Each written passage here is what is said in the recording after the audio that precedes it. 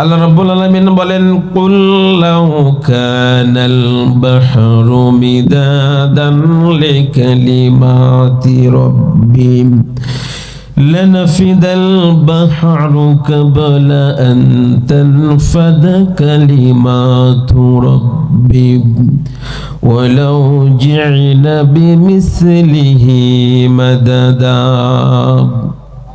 দুনিয়ার মানুষেরা যদি কোরআনের এই বর্ণনা যদি লেখা শুরু করে দেয়, দুনিয়ার মানুষেরা যদি আল্লাহ রাব্বুল আলামিনের যদি গুণকীর্তন, তার সৃষ্টি জগতের বর্ণনা যদি লেখা শুরু করে দেয়, লিখতে গিয়ে যদি দুনিয়ার 7টা সমুদ্রের পানিকে যদি কালি বানায় নেয়, আর 7টা মহাদেশে যত তরুলতা বৃক্ষরাজি রয়েছে সকলগুলোকে যদি কালি বানায়, এই দিয়ে যদি আল্লাহ পাকের বর্ণনা লেখা শুরু করে দেয়, লিখতে লিখতে 7টা সমুদ্রের পানিরূপী কালিগুলো শেষ হয়ে যাবে, কলমগুলো ভুখা হয়ে যাবে, আল্লাহ রাব্বুল আলামিনের কালামের বর্ণনা লেখা শেষ হবে না। বলুন সুবহানাল্লাহ। শুধুমাত্র যতটুকু শুনবো এইটা যদি হৃদয়ে ধারণ করতে পারি আর এইটা নিয়ে যদি আমল করতে পারি, কামিয়াবি দিবেন কে? জীবনটা ধন্য হয়ে যাবে। এই যে বাংলাদেশের একটি বৃহত্তম এবং সুপরিচিত একটা বিভাগ হচ্ছে চট্টগ্রাম। এই চট্টগ্রাম বিভাগের মধ্যে একটা জেলা হচ্ছে চাঁদপুর। অনেক গুণীজন, অনেক কবি সাহিত্যিক, অনেক কৃতি সন্তানের জন্ম হয়েছে এই চাঁদপুরের জমিনে। আমি সামান্য একজন ছাত্র বলা যায়। এই চাঁদপুরের আমি জেলাটার নাম আজ থেকে প্রায় 20-25 বছর পূর্বে আমি খুব ভালো করে যে মানুষটির কারণে বারবার আমার মনে হতো, সেই হচ্ছে আমার প্রিয় একজন আলেম দ্বীন, আপনাদের এই চাঁদপুরের সন্তান আল্লামা নাসিরউদ্দিন চাঁদপুরি রাহিমাহুল্লাহ। একজন বুজুর্গ ব্যক্তি, একজন হক্কানি আলেম। কোরআন থেকে যখন তাফসীর করেন, মাথার উপরে কাক বসে থাকলে বোঝার মতো উপায় থাকে না। ছাত্র অবস্থায় তার আলোচনা শুনতাম, মনে মনে আল্লাহর কাছে দোয়া করতাম, আল্লাহ যদি এরকম একজন আলেম জীবনে হতে পারতাম। আল্লাহ রাব্বুল আলামিনের মেহেরবানিতে আমার মতো এই সামান্য মানুষটাকে আল্লাহ রাব্বুল আলামিনের ইচ্ছায় যে মানুষটিকে ভালোবাসতাম শুধুমাত্র কোরআনের কারণে, তার আদবের কারণে, তার আখলাকের কারণে, আল্লাহ রাব্বুল আলামিন সেই জমিনে আমাকে কোরআনের তাফসীর করার মতো পরিবেশ করে দিয়েছে। আল্লাহ রাব্বুল আলামিনের কাছে লাখো কোটি শুকরিয়া। সকলে বলি আলহামদুলিল্লাহ। ভাইরা আমার, প্রত্যেকটা জায়গায় কিছু মানুষের কারণ, আমলের কারণে, কাজের কারণে ওই এলাকাটা পরিচিতি লাভ করে। এই এলাকার অনেক ব্যক্তির নাম আমি বলতে পারবো না, কিন্তু যাকে আমি ভালোবাসি দিল দিয়ে, অন্তর দিয়ে, তার নামটা আমি বললাম। আল্লাহ রাব্বুল আলামিন যদি তৌফিক দান করে কোরআন থেকে আলোচনা করব ইনশাআল্লাহ। ভাইরা আমার, বেশি আলোচনা করার প্রয়োজন হয় না। যদি অল্প একটু আলোচনা যদি হৃদয়ে দিয়ে শোনা যায়, হৃদয়ে দিয়ে যদি উপলব্ধি করা যায়, আর আমলের নিয়তে যদি শোনা হয়, তাহলে নিজের জীবনটার মোড় পরিবর্তন করে দিতে পারেন কে? হযরত আলী কারামাল্লাহু ওয়াজহাহু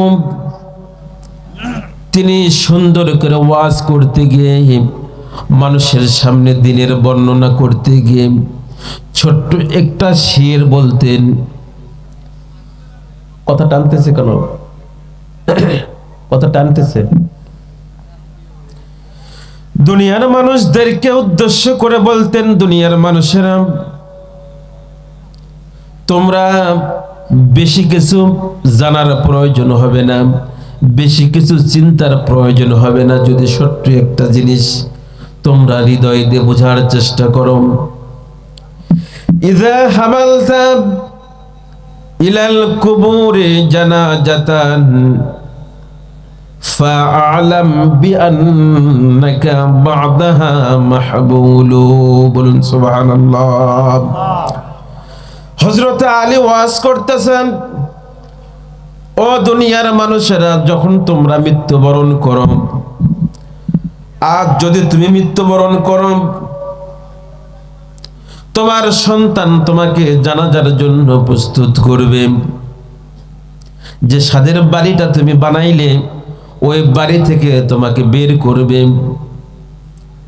গরম পানি দিয়ে তোমাকে গোসল করে দিবে, তারপরে তোমার প্রতিবেশীরা তোমার সঙ্গী হবে। ইযা হামালতা ইলাল কুবুরি জানাজাতান ফাআলাম বিআন্নাকা বা'দাহা মাহবুলু। আজকে তুমি দেখতেছ তোমার প্রতিবেশী কেউ মারা গেলে তুমি তার জানাজায় গিয়ে শরীক হচ্ছ, তাকে লাশটা কাঁধে করে বাড়ি থেকে বের করে তাকে কাফনের কাপড় পরায় জানাজার ময়দানে উপস্থিত করতেছে, জানাজা পড়ায় জানাজার ময়দান থেকে কবরের দিকে নিয়ে যাচ্ছে।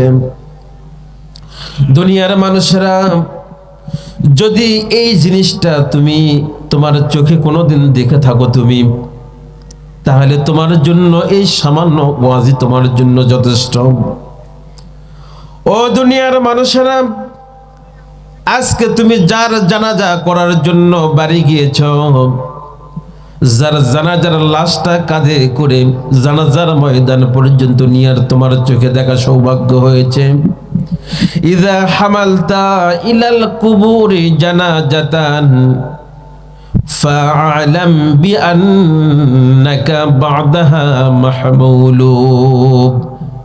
দুনিয়ার মানুষেরা জেনে রেখো, এই কথাটা মনে রেখো, আজকে তুমিও মরলে পরে তোমার সন্তানেরা ঠিক যেভাবে প্রতিবেশী আত্মীয় স্বজন তার বাবার লাশটাকে কবরে নিয়ে যায়, ঠিক অনুরূপভাবে তুমি আমি মারা গেলেও আমার আত্মীয় স্বজনগুলো ঠিক একই আচরণ আমার সাথে করবে।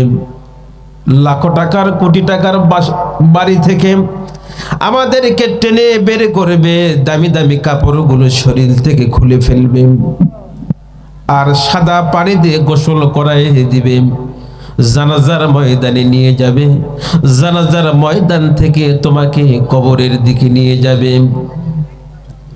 ওইখানে তোমার আর কোনো পরিচয় থাকবে না, যেরকম দুনিয়াতে আসার পূর্বে তোমার কোনো পরিচয় ছিল না। ছিল কি বলেন? আজ থেকে 50 বছর আগে আমরা যারা এখানে উপস্থিত আছি, দুনিয়ার কোনো মানুষ কেউ জানতো না এই নামে কোনো মানুষ দুনিয়াতে আসবে। আবার ঠিক অনুরূপভাবে 50 বছর পরে এই দুনিয়া থাকবে, এই জমিন থাকবে, এই মসজিদ থাকবে, এইখানে নামাজ হবে, এখানে ইমাম থাকবে, মুয়াজ্জিম থাকবে, কিন্তু আপনার আমার মতো মুসল্লি আর এই মসজিদে আসবে না। কথা বলেন ঠিক কিনা?